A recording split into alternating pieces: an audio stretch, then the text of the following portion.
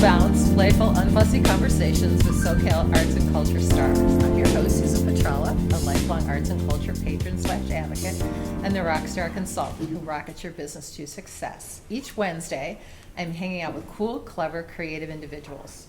Today's guest is Marty Ornish, and she's come all the way up from the San Diego area, so kudos for that. Thank you. She's a Southern California fiber artist who transforms salvaged quilts, linens, found objects, garments into textile and wearable art, soft sculptures, and assemblages. Marty's one of 22 artists in Coastline College Art Gallery's new show, which is California Fibers, Texture and Form, and it celebrates the innovative spirit and tactile richness of the California Fibers Collective, which was founded in 1970 and is a group of artists that have continually pushed the boundaries of textile and fiber arts, exploring contemporary ideas through traditional and experimental processes. Welcome, Marty. Well, thank you for having me here. So, unlike others that I've interviewed who, started off, they've got a, BFA and MFA, you kind of came to your art later. Indeed, later.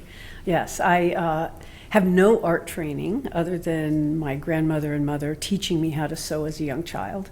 And it's just something that I did as functional practice. In what sense? I made curtains. Okay. I made sheets for my sailboat. Okay. Wow, okay. I made all sorts of functional art and thought of sewing as just a way to fix things. Okay. And so I certainly grew up learning how to mend and repair. And only in my mid-50s, when my kids were in middle school, I was a slow learner for kids, and had stopped working as an attorney and a social worker. I decided I've got to either go back to work, okay, or come up with something else to keep me involved and engaged. And I kind of found out about art quilting accidentally, and was stunned. People were making art quilts. I had no idea. People had rotary cutters. I was like, I had no idea you could cut with a round blade and save time. And so I started just jumping into that world. What was your first piece? Oh, goodness. My first piece was a family tree that I created for my in-laws as a 50th wedding anniversary gift. It was very crudely made. I look at it now and it's just like, oh, it's just awful. But you get better. Right, you get better. And so I started kind of making gifts for family members, and then I started upcycling jean jackets just because I was bored with my clothes. Okay. And people liked them and they wanted me to make them one.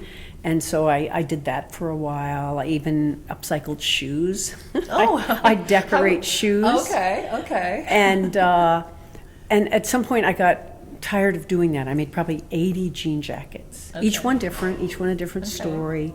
And I found most people don't want to really pay you for your time, or even a little smidge of your time. And so it turned out I did better at giving talks about my work than selling my work. And I didn't really care so much about selling. So what did you talk about? And so I would talk to quilt guilds about upcycling denim jackets or linen jackets. And then at some point I'm like, I can't make another one. I've just made too many. And I thought, what can I make that I haven't seen made before? And I had started going to quilt shows, found out Houston has this gigantic quilt show. Houston, wow. Yes, never knew that existed, never knew there were quilt conventions. And so I made a big dress out of 7 different ruined quilts, and contemporary looking dress, or just I would say hodgepodge of. I never use a pattern. Okay. And I never draw. So I just start building on a dress form, and I don't know what's going to happen. I just knew I wanted a skirt that was monumentally big. So people would see it and go, wow, that is a big dress. And so it happened. It's on the cover of this little book of mine. Oh, and wow. And I never actually realized how big the dress was until I had a model in front of the Louvre in Paris hold it up and twirl around, and I'm like, What a "Dang, fabulous train. I mean, That gosh, is a wow, big look at dress." that. And that's so like in now. I mean, when was that? What year was that? Oh, that was, I think, 2015 or something. Oh, okay. So fairly, yeah. And so It's I very entered it contemporary. into an exhibit up in the San Francisco area, Pacific International Quilt Show, dropped it off, went camping for the weekend, and came back at the end to pick it up. And everybody had this funny look on their face when I came to pick it up. And I was, kind of ashamed that I didn't go see the show. I just dropped off the art and left. And gosh darn, it got best of show and viewer's choice. And I'm like, maybe I'm onto something. But that's probably beginner's luck. So I figured you have to make 3 of something. Okay. And so I made 2 more garments out of ruined quilts, each one entirely different. And they did really well too. And so I'm like, well, I think I found my thing. One, I realized I am competitive, which is something I had not recognized in myself before. Really? I mean, you were an attorney, so you have to be somewhat competitive. Yes, And, this is and true. social working, you have to be competitive in the sense of standing up for your clients. As an and such. advocate, yes. Yeah, And advocate. as an advocate for others. Right. But not for, Oh, not for you, for not for you. myself. That's Okay. a very different feeling. And so I just kept making wearable art, and it kept doing really well. And it's given me an excuse to travel all over the world, which I Yes, love. yes. So my secret reason for doing this, it's now out to the world, is You were it in gives me an Hungary and- excuse to travel. I'm very interested. I love Portugal, and you did an installation. In I did an art Portugal, installation so tell us this about summer. because it's so interesting. Yeah. So I had this idea in my head of using wedding dresses, which I happen to like because there's a lot of fabric in a wedding dress. So if you deconstruct it, you can make a ton of stuff out of the bits that you get. And it has crinoline and all this crispy stuff so you can get really 3D in your wearable art. And so I'd been taking a dress apart a year and using up all the bits. And then a girlfriend and I went on a mission to find a lot of wedding dresses, which we did easily. And where did you find them? I go to the bin at Goodwill. It's the last spot before things I think are crunched up and sent overseas. And so you can pick up a wedding dress for about $3. Okay. The whole dress. And sometimes they're made out of raw silk. I mean, they're exquisite. Most fast often, fashion material. Most often they're Okay. polyester. Oh. But I collected enough, physically carted them over to Portugal, where my older son has a 23-acre property. And it used to be a wedding venue, but it's quite downtrodden, and he's fixing it up. And so in the forest area of his property, I thought, the brides need to come back. They need to be back here, because it used to be this luxury property. And so with his permission, I said I want to do an art installation, and it involves wedding dresses. And this summer, a Portuguese friend helped climb up these tall trees and helped me install about 11 dresses and then another garment on a woman in the pond. Were they all reconstructed, the dresses then? Or Nope, no, you just use them as is? Just pulled them out. Sometimes I will wash them, Yeah, I was going to say. and because some of them were worn heavily and then some weren't. Okay. And the ones that were worn outside I would wash. And so they're suspended in this forest of moss-covered trees. And under the base of the trees is just a carpet of flowers in the spring, just covered in giant purple flowers, my colors, my hair colors. And so when I was installing these, I'd never walked down into this area after 5 years of being on this property in the summer. The flowers were taller than my head. Oh, and so wow. I had to take cutters to get all the, branches that were grabbing at my ankles and all the blackberries and we had to cut our way through and pick out the best trees. Some of them were outstanding trees, and hang up the dresses. I have one video of the dress coming up to the top. And then when kind of night was falling, they just looked beautiful. Ghostly to me in a very good way. And I felt like I brought the spirit of the original. Is he going to do something like that with the place, property again, your home. son? He hosts events, but not weddings. Okay. Although this summer, after I installed these dresses, say. and then I went to England for a week. While I was gone, a bunch of the people that live there, he's about 30 to 40 people on site at all times, digital nomads and things like that. And they decided, because of all the wedding dresses hanging up in the forest, that perhaps there should be a wedding. And so everyone on the property gathered at the outdoor chapel, and they all married each other the whole evening. And so I loved what happened. So this one Well, that's art great idea. branding too, if he wants to do something with the, Right. with the property. So this one idea has kind of mushroomed into others. Okay. But let's talk about the piece that's at the California Fibers, the Texture and Form show here, because it's very different than wearable art, I must say. So the title is What the Ocean Once Dreamed. So tell us about that piece. So I still want to use damaged quilts as my main cloth. And so I've had a couple donations of fan quilts. So the quilts are literally, the pretty part is a fan configuration. And so I just cut out the fans and thought, what can I do with these things? Can I turn that into a dress? Can I turn it into a wall art? And I thought, no, I want to try doing something new. And so I created little cones, like ice cream cones. And they were kind of cute. And I like, what will I put in them? I could stuff them with something. And so I had quite a few cones made and thought about them for a good long time. Pinned them on my design wall, so they were just kind of sticking out cones.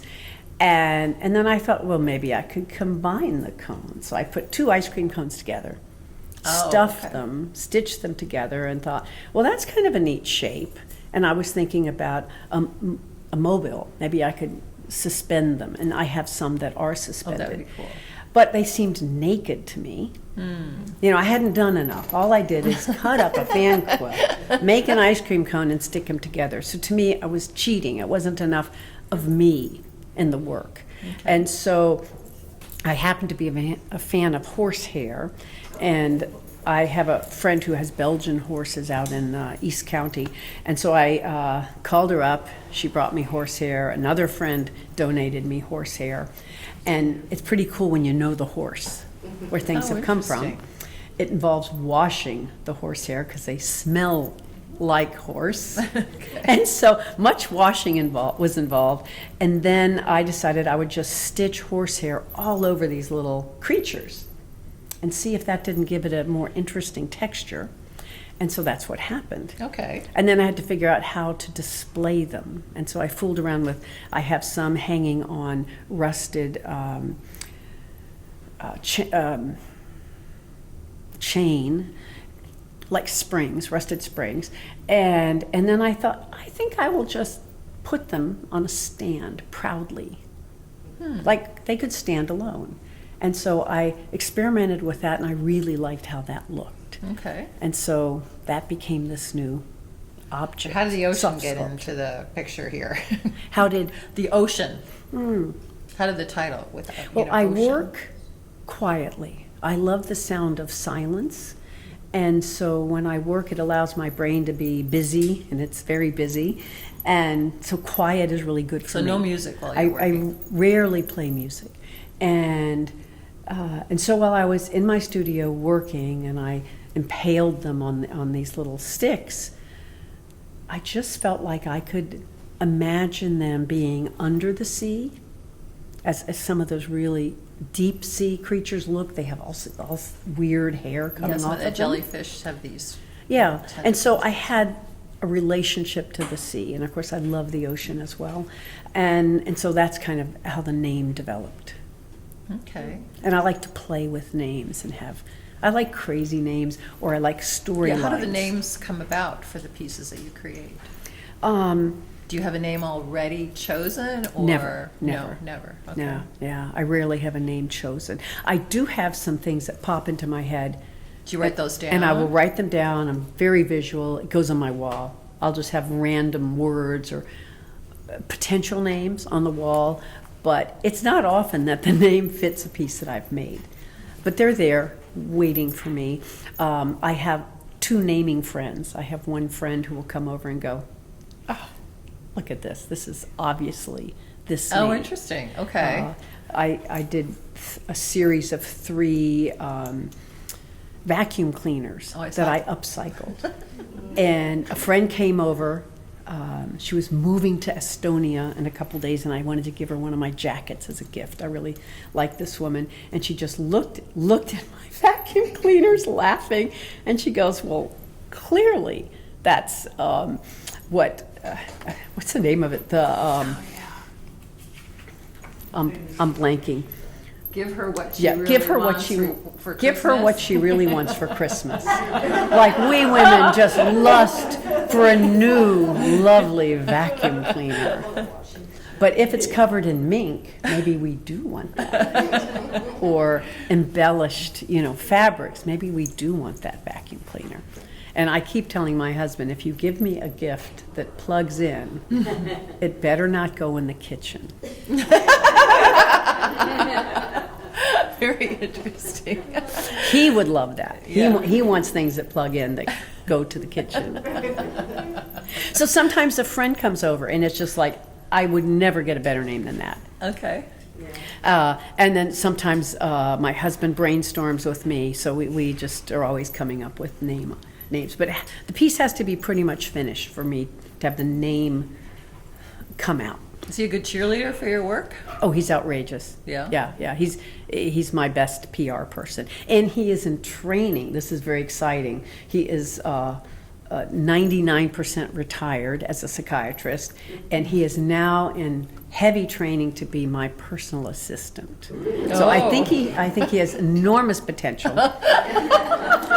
And so that is going to be his new job, and he's doing it really well. He does a lot of my tech work. Okay, but that's like, yeah. a lot of time spent together, It is. We survived COVID, Okay. and that was a real test. You realize when you're married, you don't spend that much time together.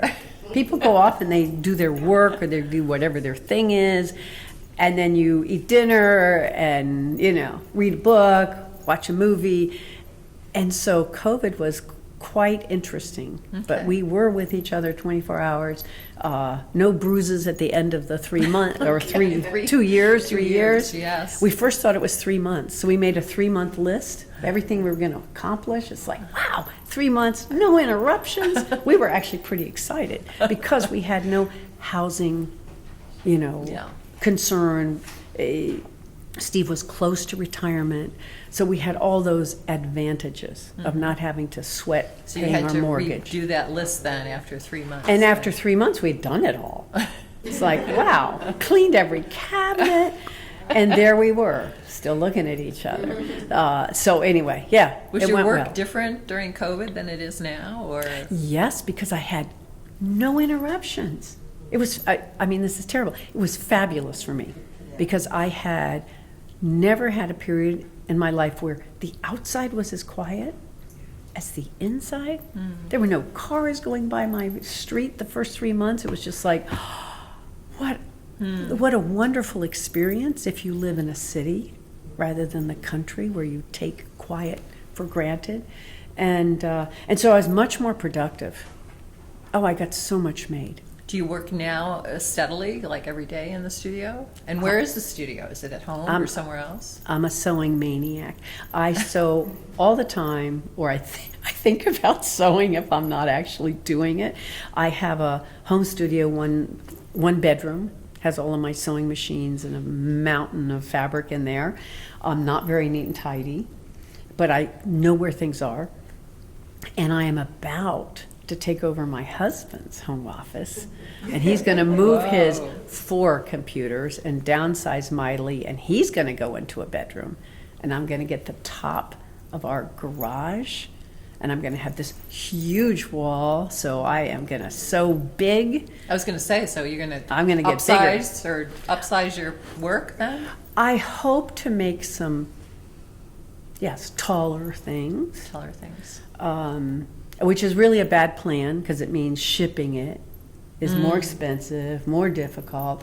But I like the idea of having more height available on my design wall. And the place is going to be kind of empty. I'm just going to put a huge table in there to work on and hopefully do more surface design on fabrics and just, I'm going to keep my sewing room selfishly. My kids are gone, so I don't need that bedroom. You're your own, what to say, spokesperson, influencer, because she's wearing a very cool kind of poncho kind of outfit. So you are your own walking kind of spokesperson. I do wear what I make. And this is my kind of everyday poncho. It's an unfinished quilt top that has a few patches on it because it had some holes on it. And the remnants of this, I made a quilt out of. I like this ball fringe. Yeah, yeah. That's like so. Who doesn't 60s? love pom-poms and rickrack? You can't meet somebody my age that does not like rickrack rickrack. and pom-poms. I put pom-poms on anything I can get away with. Yeah, it's surprising they're not on that piece. But they didn't work. Yeah. Well, thank you very much for sharing your story with us. Yeah, It's yeah. wonderful to have had you here today. Yeah, it's a pleasure to be part of California Fibers. I'm I think their newest member or their second to newest member, and I am with, professors of art. So it was a little intimidating to become a member, but I'm really thrilled to be part of this group. They produce wonderful, And excellent art. And challenging for you too, maybe. Yes, I think it pushes me because I know I need to make something new at least twice a year for this group, and I want to I always want to try making something I haven't thought of before. Yeah. Okay. So thanks so much for having our group here and for doing the interview. You're welcome. You're very welcome. You've made Bounce Bounce. A special thank you to our generous sponsor, Coastline College, its Fine Arts Department and Art Gallery, David Michael Lee, director, curator, and professor. He's also a Bounce's wonderful producer. Thank you, David. Until next time.